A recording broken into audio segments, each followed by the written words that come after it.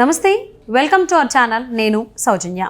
కోస్తా జిల్లాలో YCP incharge MP Mithun రెడ్డికి కంప్లీట్గా పిఠాపురంకి సంబంధించి టాస్క్ ఇచ్చారని జగన్మోహన్ రెడ్డి. అంటే రాబోయేటువంటి ఎన్నికలకు సంబంధించి ఎంతైతే ఖర్చు అవుతుందో అదంతా కూడా మిథున్ రెడ్డి పెట్టుకోవాలని చెప్పినట్లుగా మనకు వార్తలు వస్తున్నాయి. మరి ఈ వార్తల్లో వాస్తవం ఎంతవరకు ఉంది ఏంటి, ఈ అంశానికి సంబంధించి మనతో మాట్లాడడానికి, వారి విశ్లేషణని మనతో పంచుకోవడానికి ఈరోజు మనతో పాటు ఉన్నారు సీనియర్ జర్నలిస్ట్ జగదేవ్ ఉన్నారు. వారితో మాట్లాడదాం. నమస్తే అండి. నమస్తే అండి. కోస్తా జిల్లాల వైసీపీ ఇన్ఛార్జ్ మిథున్ రెడ్డికి టాస్క్ ఇచ్చారు, పిఠాపురం టాస్క్ ఇచ్చారు. ఎంత ఖర్చు అయినా కానీ ఆయనే పెట్టుకోవాలి అని చెప్పి జగన్మోహన్ రెడ్డి ఆయనకి చెప్పినట్లుగా వార్తలు వస్తున్నాయి.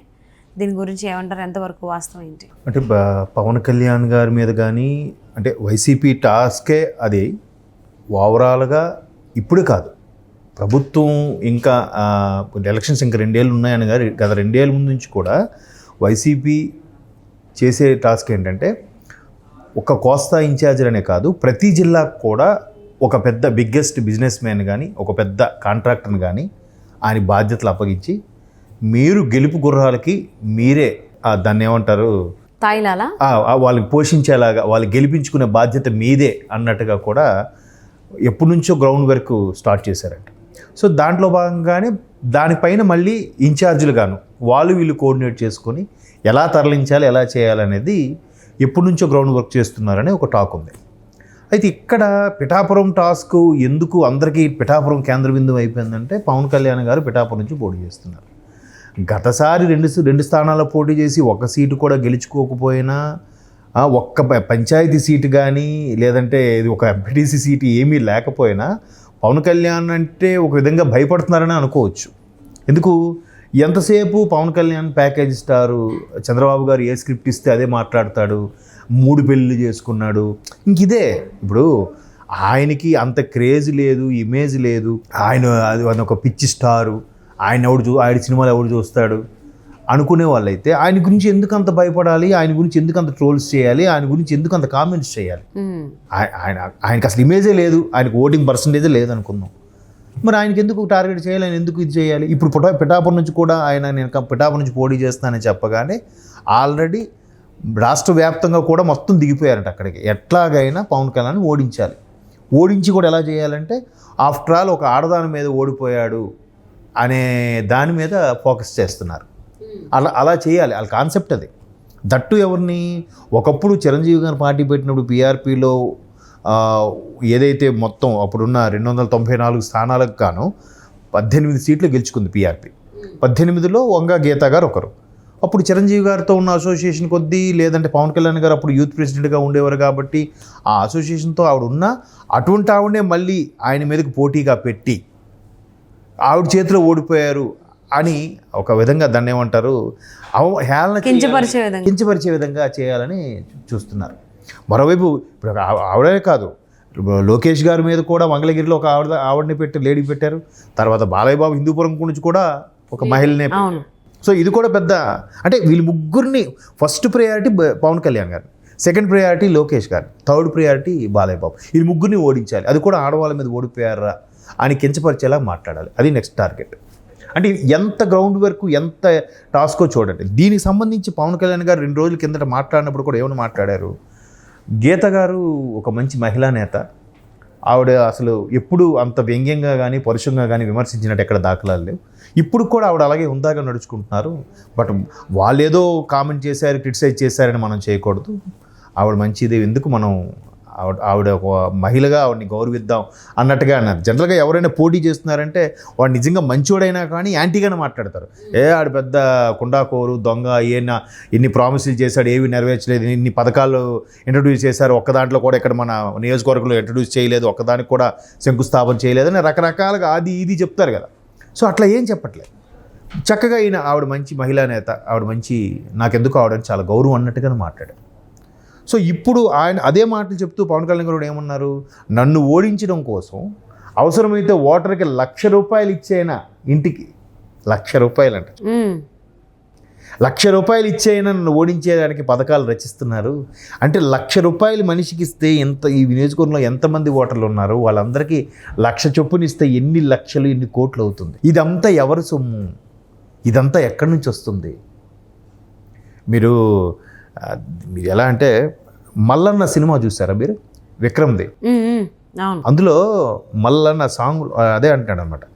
ఫస్ట్ ఈయనకి కాళ్ళు చేతి ఎరగొట్టడానికి విలన్, లాస్ట్లో విలన్గా ఉన్నప్పుడు, అప్పుడు నేను వయసులో ఉన్న ఆయన పిజ్జా బాయ్గా ఉంటాడు.